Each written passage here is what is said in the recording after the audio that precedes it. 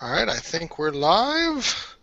And hi, everyone. Welcome to episode 4 of Narrations and Lamentations with Mittierim and the boys. Uh, as always, I am Mittierim, and with me are Skip and Michael, cleverly titled The Boys. Um, you guys With a have capital anything to say D. to get... Right. Do you guys have anything to say to get us started today? Yeah, playing two games in one night really taxes your brain. I just want to say Wow, wow. Uh, Let's be honest. Some of the dice rolls didn't exactly help. yeah. all right. Well, before we go spoiling any more of my battle reports from here, just to kind of discuss what our topics are going to be tonight, we're going to talk a little bit about characters in a narrative campaign and kind of how we came about our characters that we're using for the various armies, kind of thoughts and regrets or strengths of what we've done so far, and just kind of chat about that for a little while. Um, then we're going to announce the winner of our first ever Narrations and Lamentations with Mittierim and the Boys contest, the character design contest. We got a lot of very interesting entries, and I don't promise that we won't eventually use more than one of them, but we did, after some discussion, narrow down one selection. So there is a winner to announce tonight. And then we're probably going to wrap things up with a selection of questions that we've got that kind of range all the heck over the place. So um, we'll see kind of where we go from there. Um, and if I look like I'm looking off, I'm trying to get the actual like YouTube channel page to work right, so I can see if anybody is throwing us any questions there. So if you guys, there we go. All right, so it's working. So yeah, if you guys are watching along, please feel free to leave any comments. I will be periodically refreshing that to see if you guys have anything to say on kind of what we're talking about, and answer any questions or other topics that you might have periodically. So, um, I guess the first thing that we should start off with is a little bit of news for our group. We did finally get the Nagash book. We will not be really talking about it at this point because we bought one book for the group, and so far Michael has gotten to read the fluff section. I'm like 3/4 of the way through it, and Skip hasn't read it at all. So we're going to be working through that hopefully in the next week. Just in general terms, I would like to say I love it. And we have not even cracked the rules book yet. We've just gone through the fluff because, frankly, that's really probably what interests us more than anything. So we will probably next week have a discussion of kind of what our favorite parts of the fluff were, what parts we plan on integrating into our campaign, and just kind of a general overview of what we're planning on doing in terms of the Nagash book. So definitely tune in next week for that. But beyond that, we're going to try not to talk about it at all, as much as that's going to be possible to spare Skip any spoilers. So, all right, that was a very long-winded intro, so I'm going to pose a question and let somebody talk for a little bit. As I said, our topic is going to be characters in the narrative. So, what I kind of want to start with is a discussion of how each of us go about designing a character for the narrative. What things do we think about? How do we find a way to fit them into what's going on in the story? So, somebody go ahead and take the point on that one. Go ahead, Michael. Let's see. How I come up with a character for the narrative. Well, with Ogrim, I took that character straight from when we were doing a Blood in the Badlands campaign. Um, he wasn't so much bloodthirsty then, but that came about a little more after deciding, for the dwarves, I really don't like the let's hold up in a cave and defend ourselves. I like the let's go out of there and kill everything possible. So with him, it was pretty easy to make. When it came to the Thane, the Runesmith, the Rune Lords, they were more. When I looked at creating them, it was why are they in this army? What? Why did they join? Why are they this fundamental to it?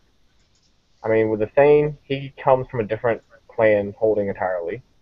So him joining up was more that he's the most loyal. The Rune Lord, the Rune Smith, they joined up because they've always been a part of the holding. And then with my Great Bray Shaman and my Wargore for the Beastmen, let's face it, Morgore's insane, and his brother's an idiot. So they're they're my fun characters. Well, let me ask you this as a little bit of clarification to kind of what we're aiming for. Um, you said, for instance, that you brought over Ogrim from the Blood in the Badlands campaign, so we knew that. As far as these characters that you've added to the fluff since that point, what has been your process? Have you designed a character stat-wise that you like using and then filled a story purpose for him? Or did you kind of fluff out the rest of the dwarf nobility and then try to match statistics to what you had come up with?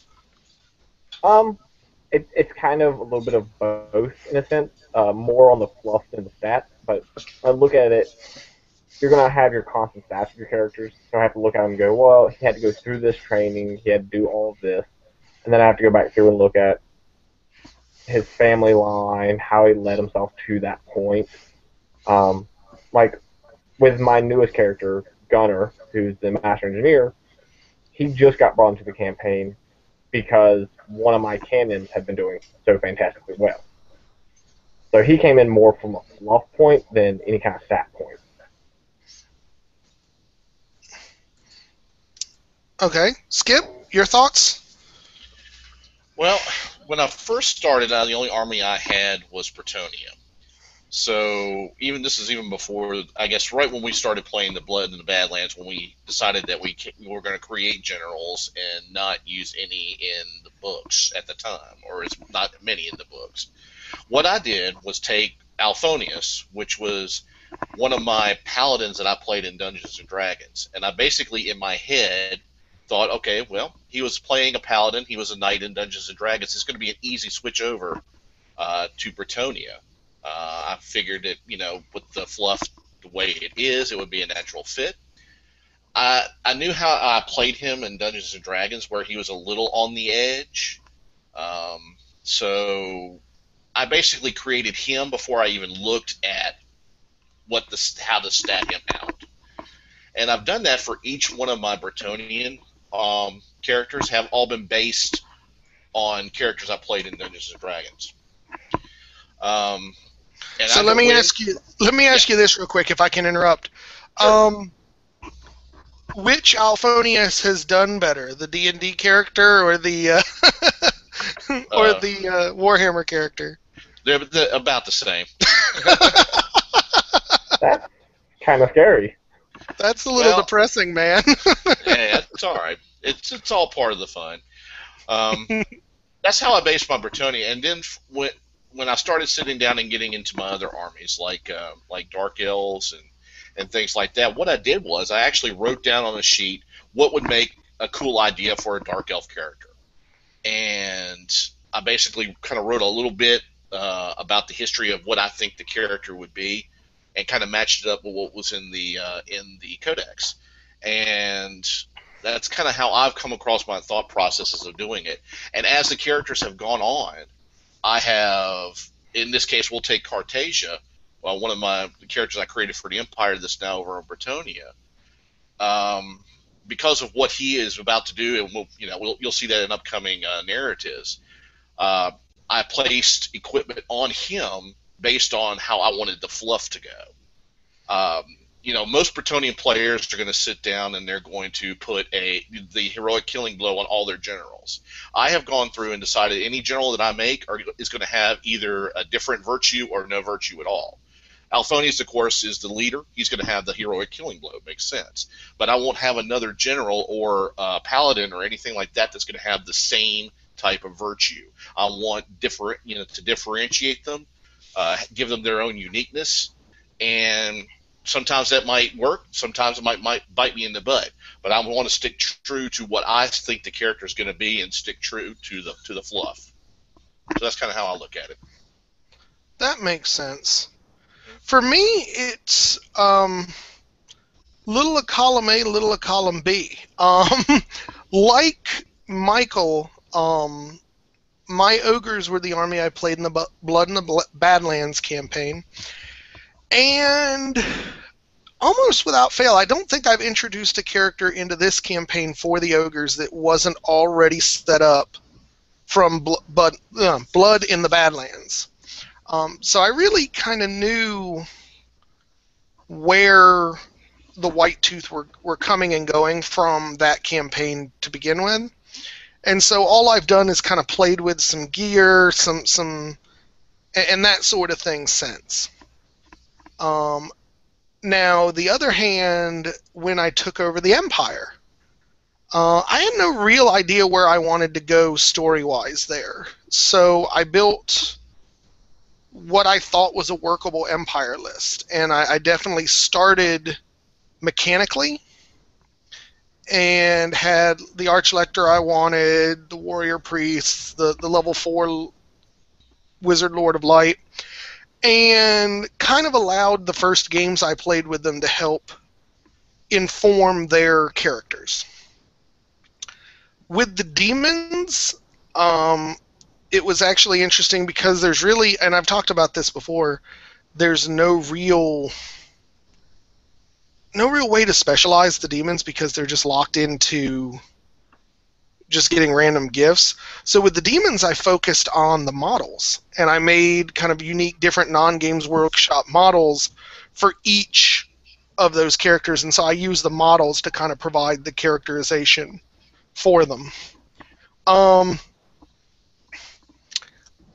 And I probably couldn't even tell you where the dwarf idea came from. That just kind of sprouted, I think, from reading the new dwarf book when it came out, because I really just kind of liked where they were going with that and decided to jump on the bandwagon there.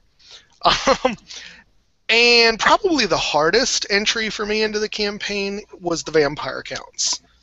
I didn't really know what I wanted to do with them until I came up with the idea of Lord Mounthaven being bound by the dark magics that empowered him, and that whole feudal idea. And so once I kind of came to that, it was very easy to make characters for him because I just kind of came up with like what was the next thing that his royal court needed, and it built on there. One thing I've also done, and I haven't introduced the character yet, is General Martok. When I got my Warriors of Chaos, I didn't quite know how to work them into the fluff that or into the narrative that we were doing. So just sitting down and just thinking, okay, what does this character do? What would motivate him to get into it? I got a picture of him in my head with missing one eye. And I think, okay, that'd be kind of cool to have. And then, well, who did this? Well, what I did was I chose Michael's king as the person who actually took the eye of my general. So that gave him a reason to be in the narrative, and that's what's driving him to get. Mm-hmm. Wait a minute. General Martok missing one eye. Mm-hmm. Have you been watching a lot of Deep Space Nine lately? Yes. Okay. I wanted to know if that was purposeful or whether that was just a giant cosmic accident. No, it was purposeful. It's one of my favorite characters in Deep Space Nine was Martok. So, and I like the name. It sounds very Warriors of Chaos anyway. So I just went with it. Cool. Sorry, Gene Roddenberry. Thank you. Yeah. Is Michael still with us? Because his picture has been frozen for an awful long time. Is it still frozen? Yeah. I see him perfectly. I see your picture is frozen, actually. Weird. Yeah. I guess we're all masters of technology here. At least I set this one where other people can see it, and I didn't start over like last time. Although I Yeah, don't that's know that pretty we've good. got much in the way of viewers right now. If anybody is watching this other than us monitoring our own thing, please just put a random comment that you're here. It would make it nice to know that we're not just sitting around talking to ourselves. Um, Well, that wouldn't be so bad. so, um, so it definitely sounds like we're all approaching the creation of the characters from a different direction. Mm-hmm. That being the case, um, what do you think your best character has been that's been introduced to the narrative, and what do you think the worst is, and why? I mean, and this can be best or worst in terms of statistics, in terms of story, in terms of how they've performed in the games, whatever you want to judge those attributes by. Yeah. We'll have Skip start this one since Michael started the last one. Okay. Worst character I've come up with, I think, was my Dreadlord Simbane, because I haven't won, I don't think, any battles with him in it. I'm still trying to learn how to play the Dark Elves and how to kit him out and stat him out correctly. So I say, based on those things, that would be my worst. My best, I'm actually enjoying Cartasia. I like how he started out with the Empire and has been obsessive and made the transition over to start following the lady. And even though he was a little ineffective last time he appeared, I still like him. Yeah, no spoilers now. I know, that's what I'm saying. And actually, you did better than you think you did last game. Yeah. Yeah. But all right, so Michael, what you got as far as best and worst? Um, Worst is probably Morgul, the Wargore of the Beastmen. I'll tell you, story wise, he's just stagnated for me. I have no idea where to go with him. Mhm. More, his battle. He's supposed to be the strongest of his group, and yet every battle he's been in, he's died. Whereas Mhm. his brother, who's supposed to be weaker than him, has survived it. So, it story wise, he's just kind of been lost on me a little bit. Mhm. My best one and my most favorite is obviously King Ogrim Grudgehammer, because that guy is a living incarnation of Grimnir.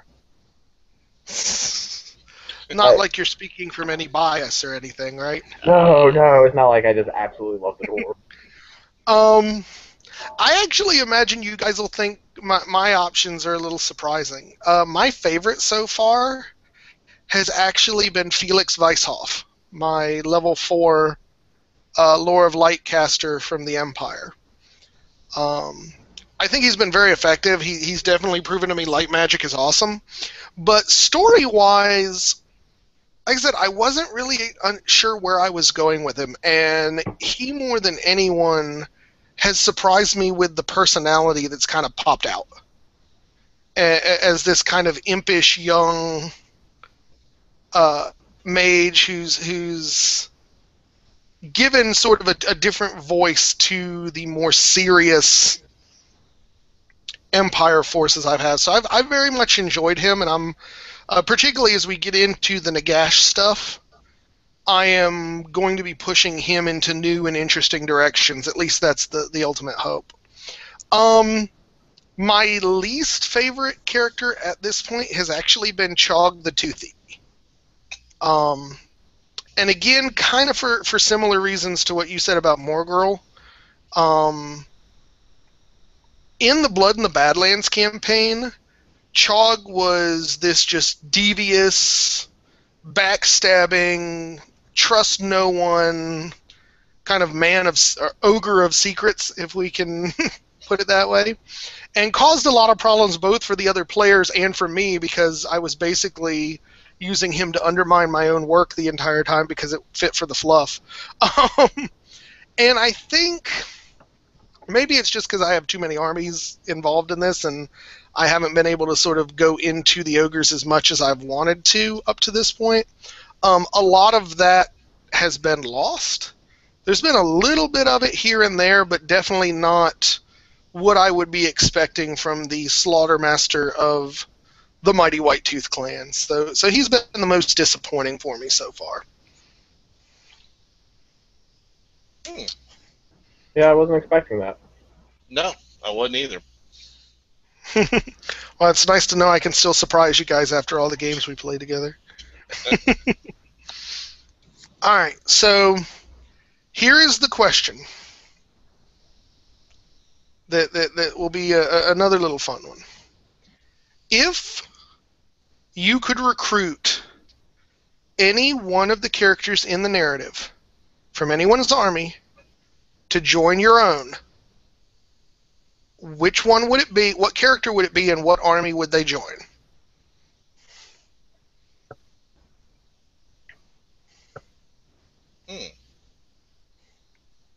Recruit, right?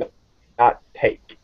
Not take, no, to have them recruit and join another army. And be a willing ally, basically. Correct. Basically, pull a Cartasia and switch sides. Yeah, that's not an easy decision. I'll take it. Go for it. I'd put Takron in my Warriors of Chaos army in a heartbeat. Corrupt the Tyrant of the White Tooth and have him become a Chaos Ogre? Yep. Put a little zinch in his pocket. That's interesting. Yeah, that's scary. I think I'd have to go opposite spectrum and take Felix. For which army? Have him join the Beastmen or the Dwarves? The dwarves. Dwarves. The idea of giving dwarves magic from the light is kind of scary. Oh, you mean we're now always strike first? Yeah, good day. I can see that. As far as me, I'm trying not to pick like one of my own armies because I think that'd be a cop-out. But I actually think that I would love to see Lord Alphonius join my Empire army. And basically have him hang out with Father Aaron of Tall and the Inner Circle Knights and just go rocking some face. I think adding a Killing Blow Lord to that unit would make it even more butch than. All right, so we found the ones we like. Now here's the question: each of you are given a single unfailing assassin to kill one character in the campaign with no repercussions falling back on the army that did it. What army sends the assassin, and who is their target?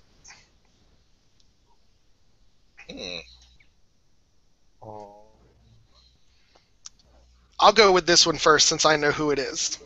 Okay. Okay. Lord Mounthaven would send an assassin after Ogram. Oh, not Ogram.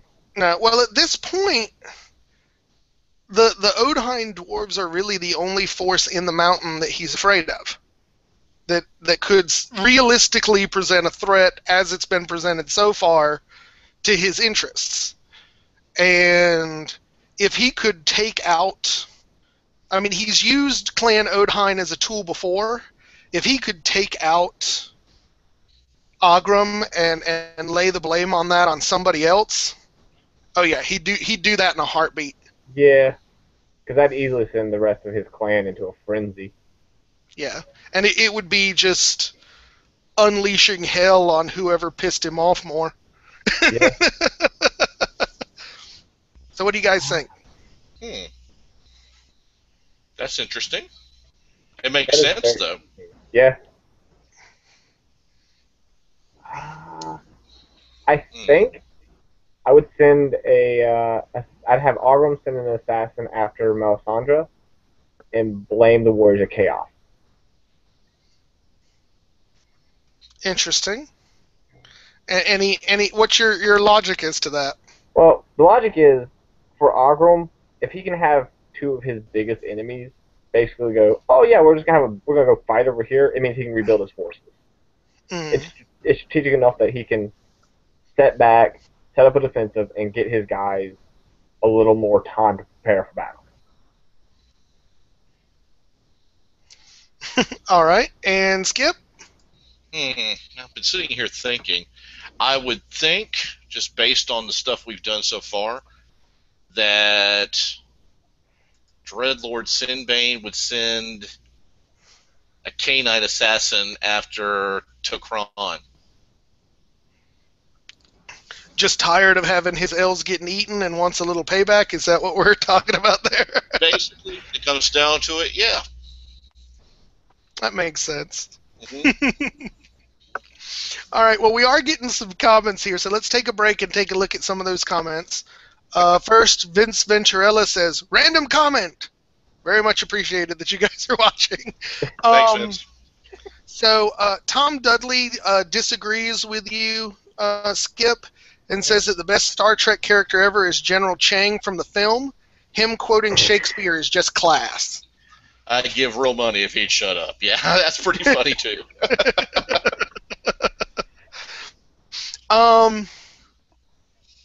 Okay, this is actually a good. Vince sent in another good question, and we'll go ahead and stick this in. It kind of borders the Nagash campaign, so we won't get into specifics, but this is a pretty good question. He says the Nagash campaign is clearing away fluff that's been canon for years. Do we find the death, destruction, or dismemberment of special characters that we might like or love painful? Leon, etc., Karl Franz, etc. Does the death of such characters have an impact, or could you see it have an impact on your narrative? To an extent. Not to go into specifics, but the three of us have discussed it many times of Thorit's death. I can see that rallying more dwarves to Agrum's banner, to the dwarves who want to go out and kill things. Mm-hmm. So I'd probably see Agrum as he's been aggressive, but probably see him as much more of an attacker than having been defending Hammerfell this entire time. So Okay. it would push him more towards going out and seeking enemies. Mm-hmm. Now, for me, I definitely say there's a destabilization in my empire. For the most part, I don't really see any of the major shakeups affecting the other races that I play, because for the most part, each of those races has kind of been written into our narrative as sort of away from the majority of their race. But the way I've written it, my general for the Empire Army, Archlector Heinrich von Grunberg, was like second in command to Grand Theogonist Volkmar. And now with the Grand Theogonist dead and the former Archlector Caselin taking his place, I've got to come up with a reason. I'm not giving any reasons. We read the end of Sigmar's Blood, and Volkmar basically got what was coming to him there. But the problem is now if I keep going with that, I have to explain why this person who was written as second in command basically got passed up for promotion. And so there's some stuff there that, like, I never really had a huge connection to any of the special characters, really. I mean, Volkmar was just another dude who was too expensive for his points kind of thing. But I think in a lot of cases, some of these deaths create power vacuums that we may end up, because, I mean, we're probably not going to follow this book fluff-wise straight from point A to point B.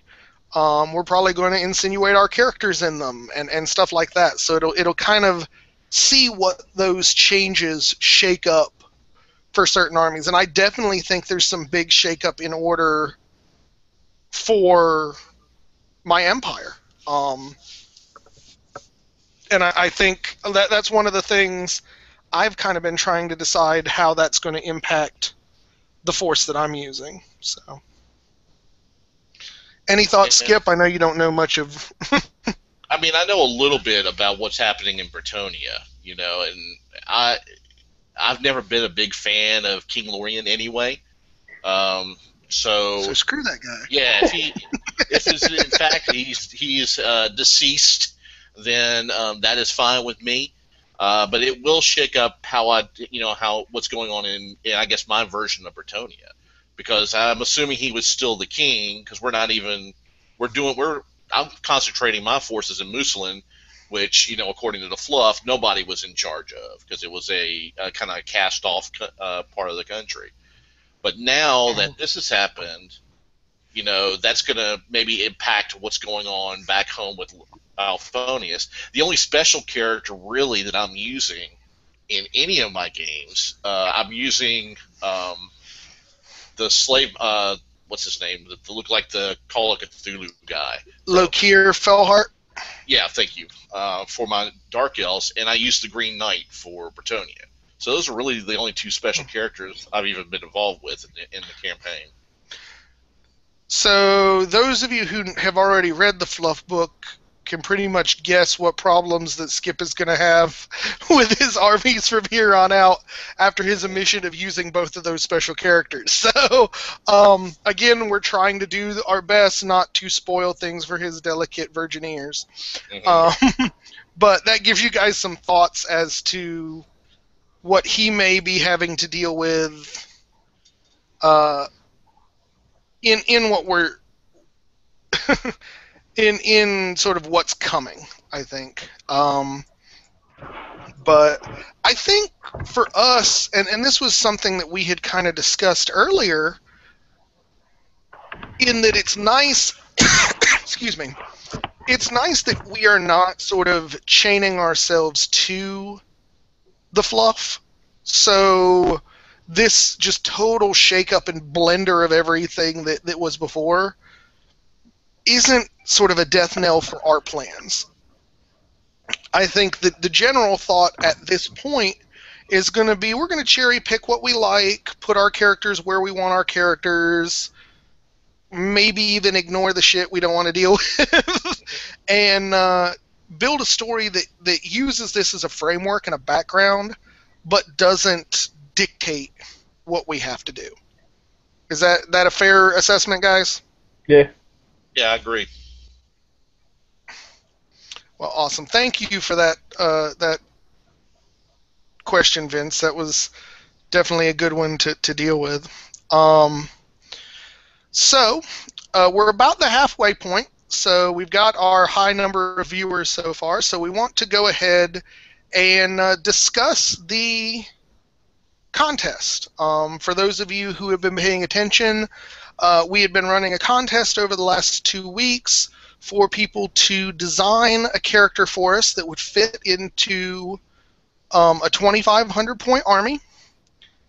And the idea was to create the character both statistically and to create a backstory or a way into the campaign for that character. We got a lot of submissions, and I think we first want to thank everybody who showed the interest to submit stuff.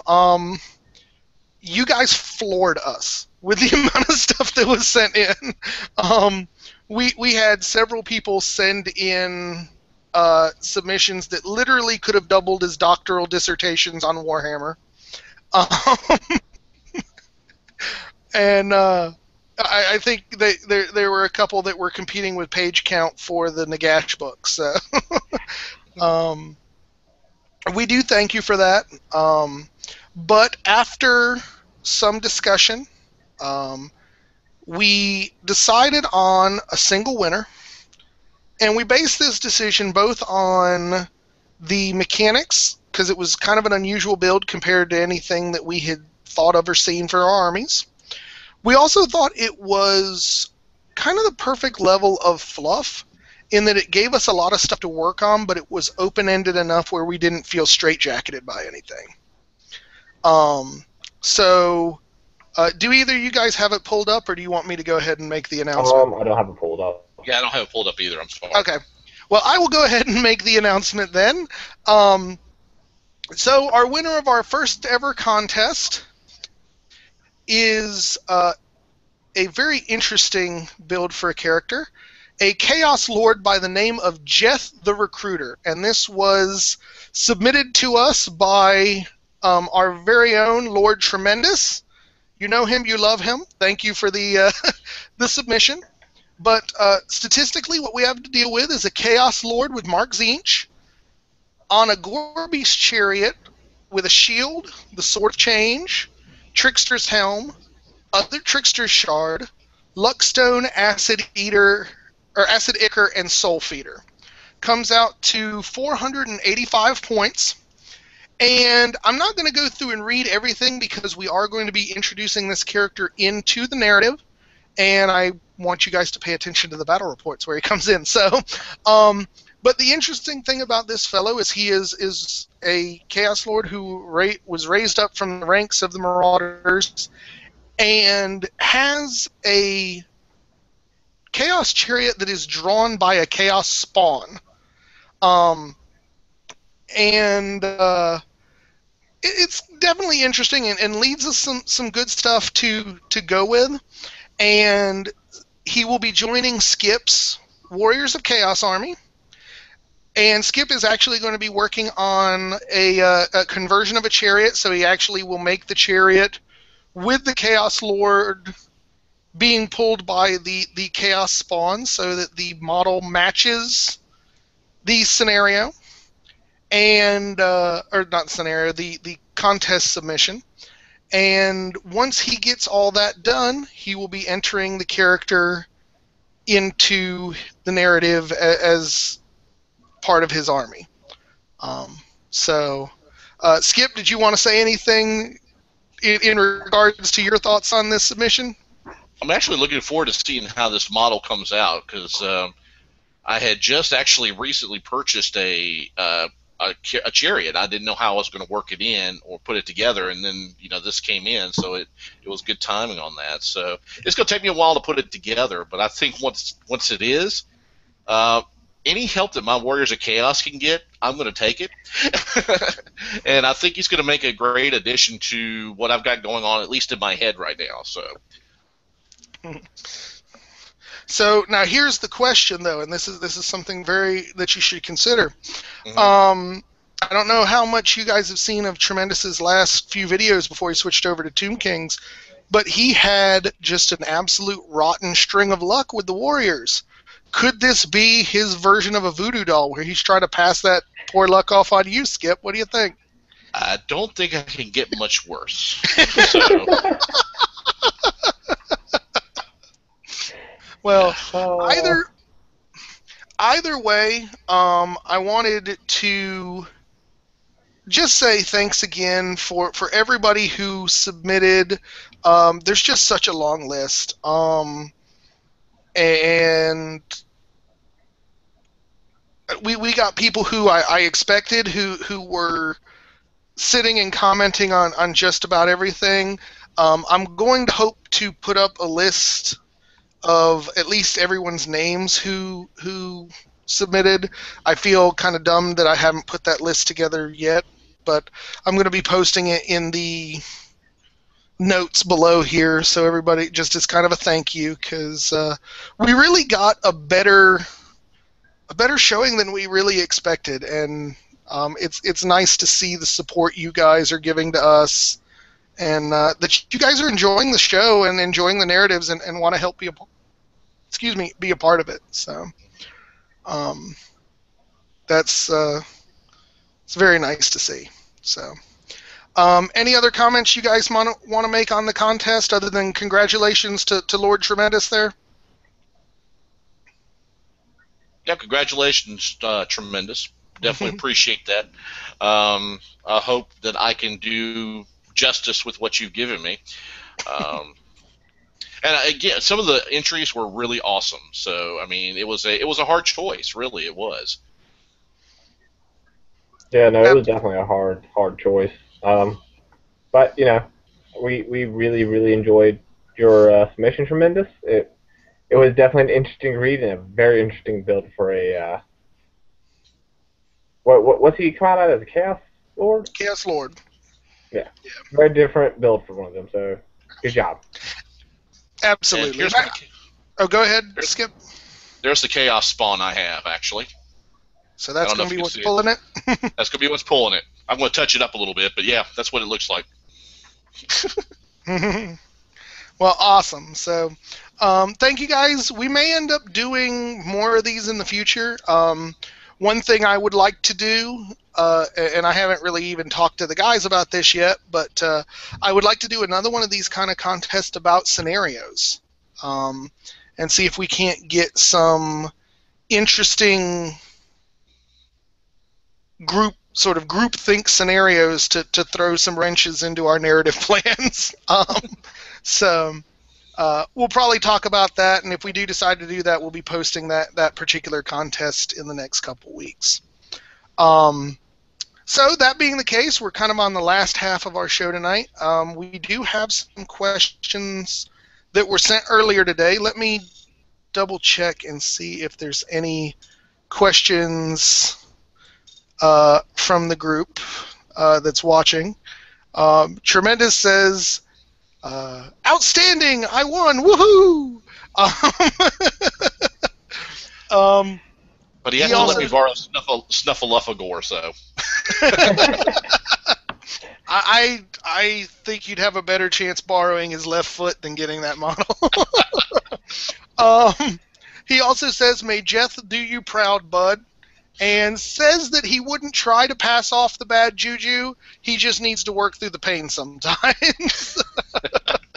Although I did see him trying to start a fight with a Noblar construction union today, for anybody who was paying attention to his channel. So,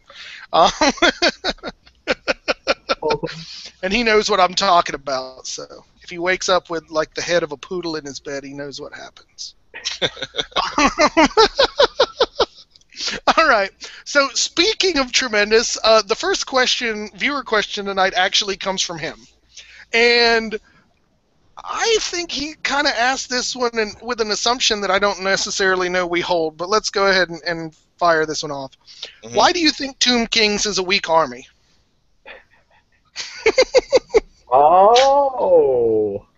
Loaded question. Yeah, it's a very loaded question. Well, one of the things that I noticed just by watching battle reports, and I have the codex and everything, but their not inability to... That's 40K. I know. Army. I know, Army books, but just throwing that in there. But just reading over that, the first thing that jumps out at me is the inability to march. I mean, that really hurts. You know, when it comes to if you want to do a big block of things, you're going to take a lot of fire and everything getting to it before you can even get to another unit, not being able to march most of the units. That's just off the top of my head, first thing I can think of. That's my shot at it. Somebody else can take it now. For me, as a Vampire Counts player, it's not necessarily that I think they're bad. I mean, first of all, I've never been a huge Egypt file. I don't know if there's a word for that, but so the fluff never really caught me. It just, I don't think it's bad. It just doesn't have any hooks to me. But mechanically speaking, with the exception of the Casket of Souls, everything that the Tomb Kings do, the Vamp Counts do better. I mean, all the Tomb Kings really have up on them is shooting, and I think what the vampires get in exchange is much better. And again, that's just a personal thing. I mean, to be totally honest, if I had kind of had the choice, I don't know that I would have picked up the Vamp Counts either. I don't know if we ever talked about how I came about in the Vamp Counts, but when we first started playing, before we did even the first campaign, Skip originally started with the Vampire Counts. That was his favorite army because of his fluff. But he just sort of chose that army and bought an awful lot of it before he really learned how to play the game. And after playing half a dozen or so games, decided that he was totally not interested in the way they played. So I was actually working on Bretonia as my first army before I picked up the Ogres, and decided to just army swap with him. So he got Bretonia, and I took over the Vamp counts. And so I don't even know that I'm necessarily an undead player, quote unquote. But just kind of looking at them and seeing what they each have, I just can't see anything that motivates me to play the Tomb Kings over the Vamp counts, either in terms of fluff or mechanics. And that's just kind of where I stand on them. I don't necessarily know that they're weak. They're just very vulnerable if you just kill their characters. But that's kind of true of either of the undead armies. Michael? Yeah, to an extent of what both of you said, the fact that you can't march with them basically means they move shorter than dwarves. That wouldn't be an issue if they, had anything the dwarves have to counter shooting. And while, yeah, they do get shooting, big deal. If you don't horde mode it and shoot like 500 shots in a turn, you're not really getting anything off. And then, yeah, their characters die very quickly. Mm-hmm. The Screaming Skull's catapult's pretty neat. The way that if you get hit, I believe you have to take a leadership test or a panic test. Mm-hmm. I think that has, that's pretty cool. I'd love to have that on my Bretonian Trebuchet. But, but I just think that all in all, it's just, I don't know, it just doesn't stack up against some of the more newer books that have come out, I think. Yeah. So let me ask this. I guess we'll touch Nagash a little bit again. Under the new Nagash rules, the whole crumbling because your Hierophant died thing goes away.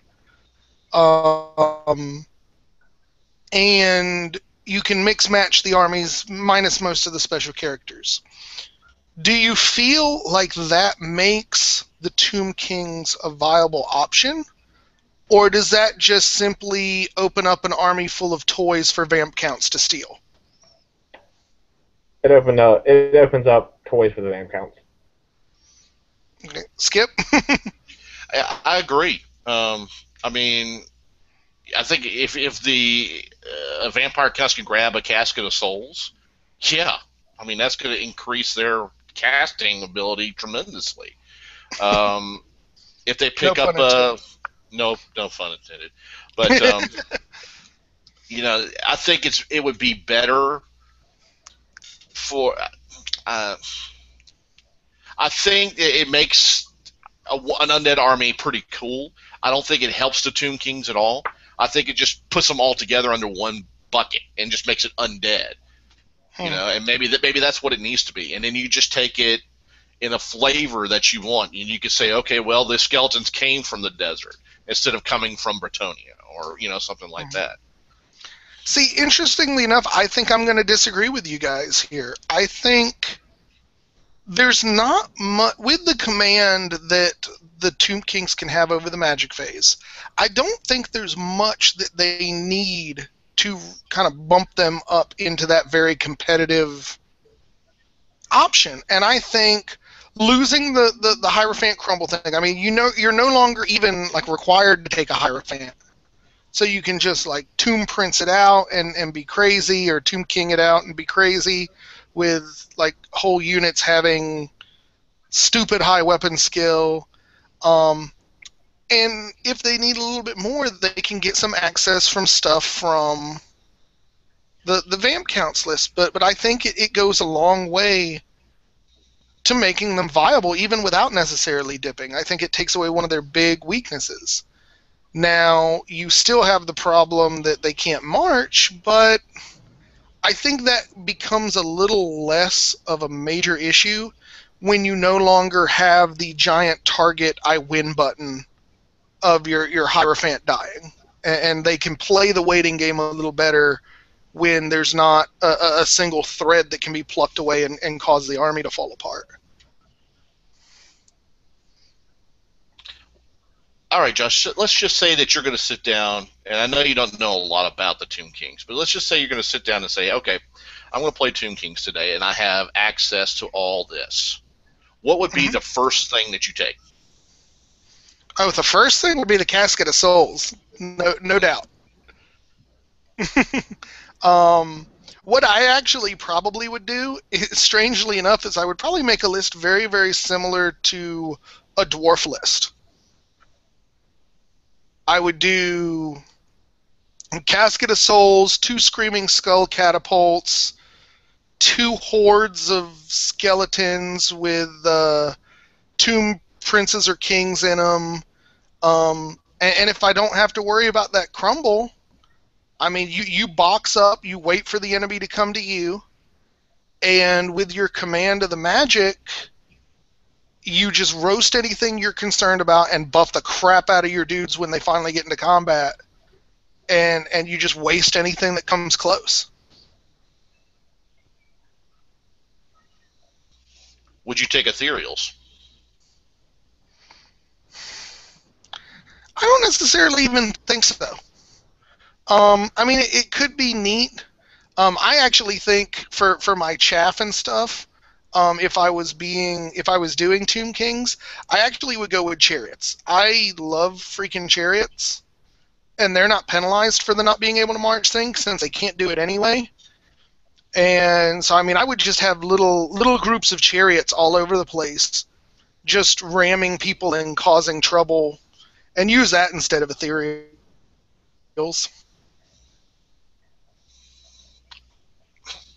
Now, was that a surprising answer? I'm not.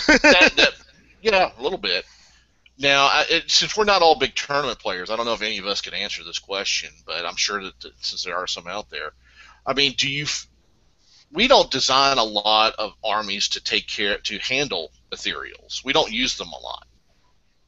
You know, I mean, if a serious Tomb King player sat down and said, okay, wow, I can get a Terrorgeist now. Do you think that they would go the ethereal route? Because one, nobody's going to expect it.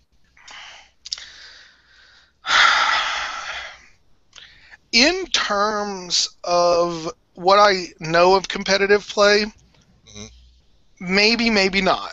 The main thing right now is one of the big weaknesses of ethereals is magic missiles. And with like the Wood Elves and that sort of thing you have to deal with, more people are taking magic missiles anyway. I mean, I personally, it's something that might help, but I wouldn't take an overwhelming amount of it. I mean, hell, if we were playing with the 50% Lords and Heroes bit, I might just take a crap ton of Banshees just to run around screaming and causing headaches, but I don't know that you're going to see... I would be surprised to see like a Tomb King's army that gives up its special selection to ethereals. Because I think it's a paper, rock, scissors kind of thing. Ethereals, you're taking the gamble that your opponent can't deal with it. And if your opponent can't deal with it, you win the game. If your opponent can deal with it, you've way overspent on points on things that are just going to die. Yeah.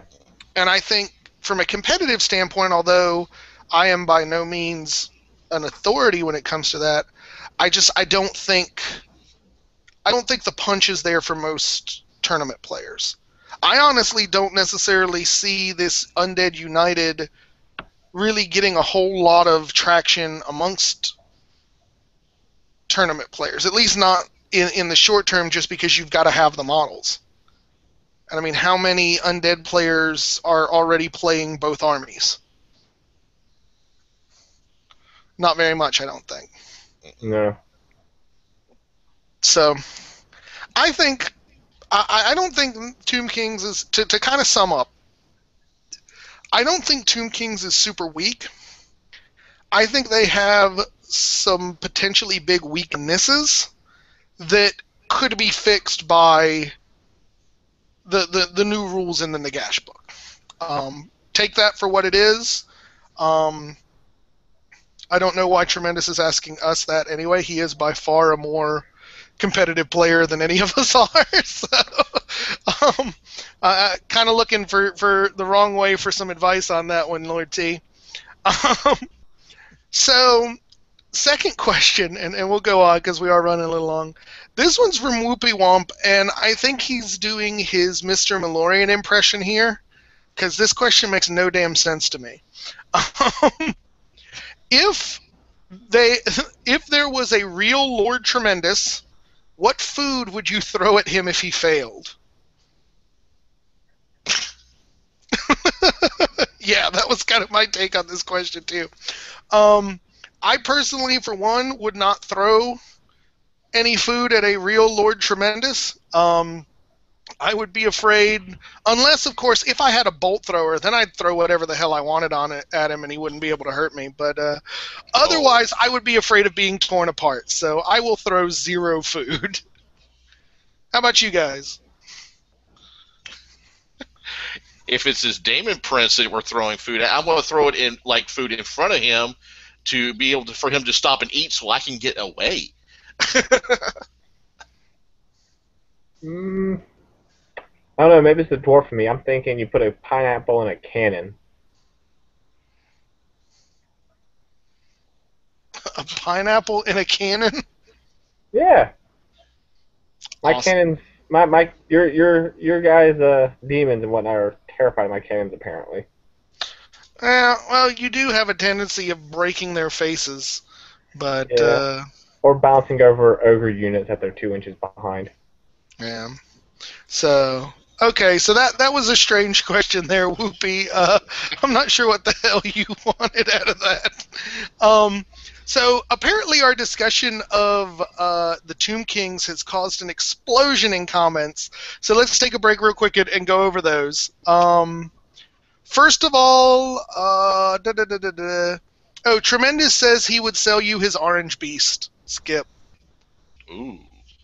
Well, I've got one. I just haven't painted it yet. So. Oh, so you don't need a beast. You're just a slack ass, is what you're telling me. Yeah, that's what it comes down to. Yeah. Oh, okay. All right. Well, now we know how he stands. All right. And I think Vince Venturella, this was your comment of you wish the Trebuchet had the Screaming Skull thing. He just says he would love his Screaming Skull catapult to be strength 5. And Tom Dudley pipes in, he thinks the probs with Tomb Kings lie in how expensive any of their units that have killing potential are. He thinks this is because it's the first 8th Ed Army book and there was a genuine attempt to balance the army, but they were too heavy-handed. Basically, they should be a lot cheaper. Really? Was Tomb Kings the first? I thought Orcs and Goblins was the first. I thought they were too. We could be wrong, though, because none of us really play Tomb Kings. Yeah, well, and we didn't play when 8th edition came out anyway. That's true. But, I mean, I think the point still stands. It's early. It was one of the early books, and they tried to balance it and went overboard. And I can see that. Yeah. And I think that's valid.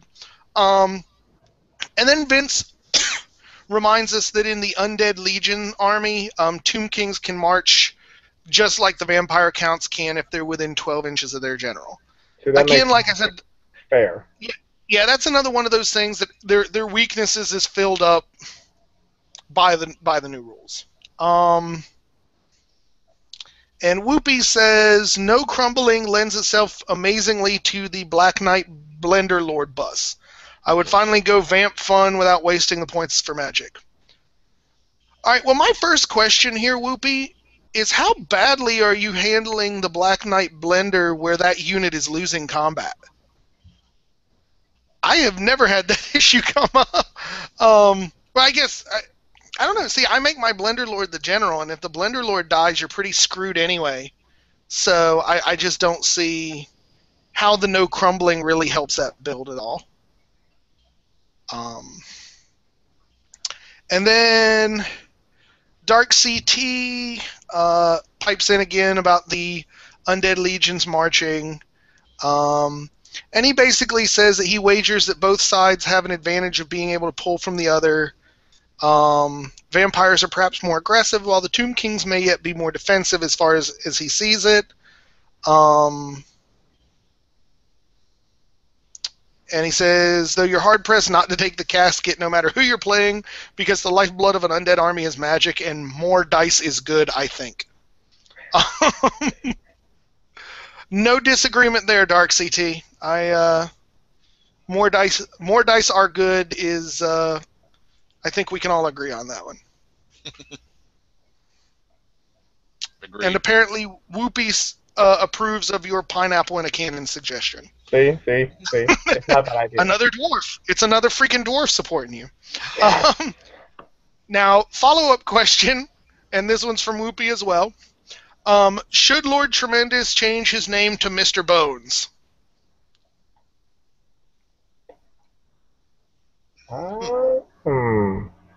That's not a terrible idea. I don't know. Damn it, Jim. I'm a Tomb Kings player, not a Warriors of Chaos. I think he should just go with Tremendous Bone. How do we like that? I'm kind of feeling that one. T-Bone. T-Bone, yes, T-Bone for short. That's it. Yeah. All right, Tremendous. You have to change your channel name. We've determined it. Whoopi Wump is a strange dude these days. I think he's losing it now that Warhammer Weekly is on a hiatus. It's like next thing we know, he's going to move to Canada and become the true second generation Mr. Malorian. Oh, not the Canadians, eh? Right. So, he did actually give a final question that is more along the lines of stuff we might actually sit around talking about amongst ourselves. So here it goes. Of the Warhammer races, which race would you like to belong to, and which race would you hate to belong to? And okay, no, wait, sorry. It's a three-part question, and he worded it weird. Which race would you actually belong to? Which race would you hate to belong to? And which race would you like to belong to?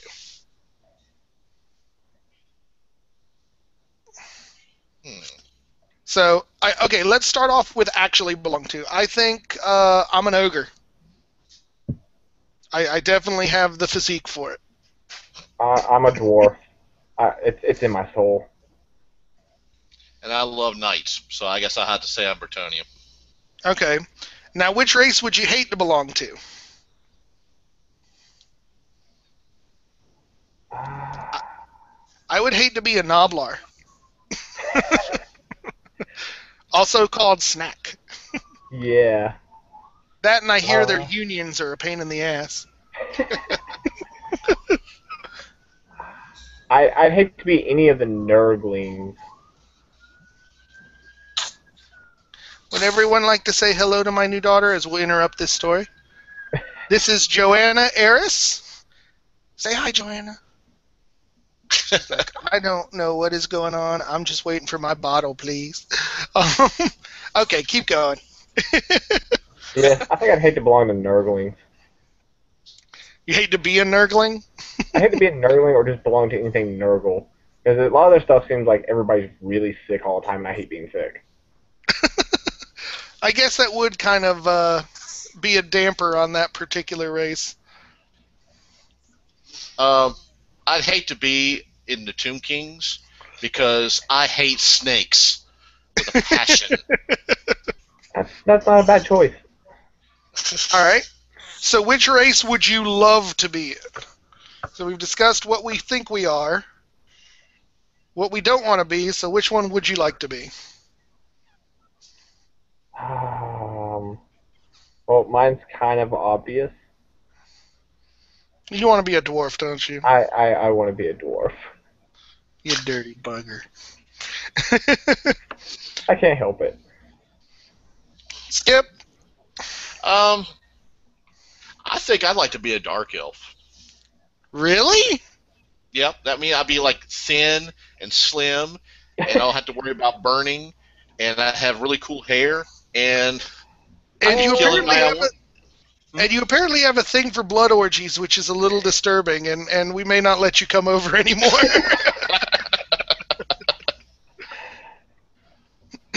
For me, which race would I want to be? I actually kind of think wood elves. You get all the benefits of the elves, but you don't have to be a penis-helmeted prick like the high elves. You don't have to worry about being evil as all get out like the Dark Elves. And I kind of like spending time in the woods. That'd be cool.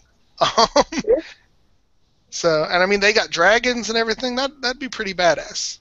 Dragons are overrated, especially when you compare them to cannons. Yeah, you and your freaking bearded lumberjack ass. Only my beard could be longer. So, then he finishes off this message with another kind of goofy one. He wants us to pick a superpower. Is being a dwarf a superpower? What? What? No, being a dwarf is not a superpower. Wow. I'll say it. Super speed. So if I want some actual authentic Chinese food, I can go get it and be back in like a second. See, I would like to go classic Scarlet Witch and have probability control. Ooh. Because then I would roll into Las Vegas and have all the money I would ever need. And then I would just sit around making cool things happen. That, and I would probably wander around to every douchebag that says, well, it's not impossible, just very improbable, and make whatever he's talking about instantly happen, just to be a douche. That would be funny. I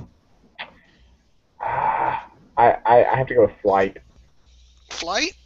Yeah. Why flight? I think it'd be neat. And I would never have to drive on the road again. I hate driving. Well, that makes sense. And I don't like my wife. I don't know that I don't know if he said he hates driving your wife. He's never tried, I don't think. Oh. Oh. Oh. Bird. Oh. Sorry, I had to do that one. So,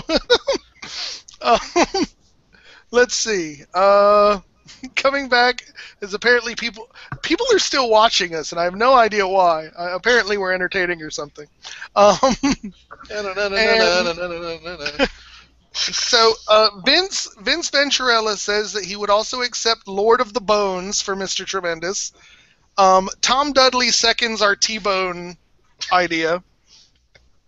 And Tremendous says he would love to be a warrior of chaos, sorcerer of Tzeentch. He gets a disc so he can fly. He lives forever, and when he finally dies, I go into the warp and become a horror, which isn't terrible. If I'm really lucky, I become a demon prince and live forever as a monster demigod. The worst, he says, is dark elves. Too political, too backstabby, and, well, elf. Ugh. Oh. See, that's why I knew everybody was foolish when they were talking about, before Tremendous came out, that he was going to do Tomb Kings, and everybody was guessing that he was going to go elf. This man has as much of a pathological hatred of the knife eaters as you do love for the bearded folk, Michael. There was no way he was going to actually pick up dwarves. Yeah, that never happened. Admittedly, I think a lot of it comes from just repeatedly being abused by Death Holy Death, but his dark elf opponent. But either way, I think there was no chance he was going to go elf on that one. So that brings us to a little over our hour point. Do you guys have any final topics that you or things that you want to say? Chaos sorcerers with Tzeentch. Oh yeah. Bad. Oh Bad. yeah. That was. Dude, they're only bad when you put them on that damn chariot thing. No, I was talking about. Yeah. Oh, okay, yeah. Yeah. That was bad. That was bad. Yeah. Okay, sorry. Don't give spoilers. It's not going to take long to figure out. Yeah, well, I haven't even put those two battle reports together yet. I'm hoping to at least start assembling them tonight, but I don't know when they're going to get up. So, Michael, any last thoughts from you, sir? Um, Congratulations for tremendous. Uh, Thanks for watching, everyone. Yeah, I want to be a dwarf. If no one's ever figured that out, I don't know how. If you've been watching us, how you would not figure that. People walking down the street figure that out about you, Michael. It's I mean, like you they know, stop him. and it's They literally you know, stop him and go, "Hey, do you want to be a dwarf?" yeah, yeah, yeah. I dream about it. One day I won't be tall and I can be short and bearded. Well, how about this? We'll get you a wig, staple it to your face, and then I'll cut you off at the knees. How's that sound? I'm good with that decision.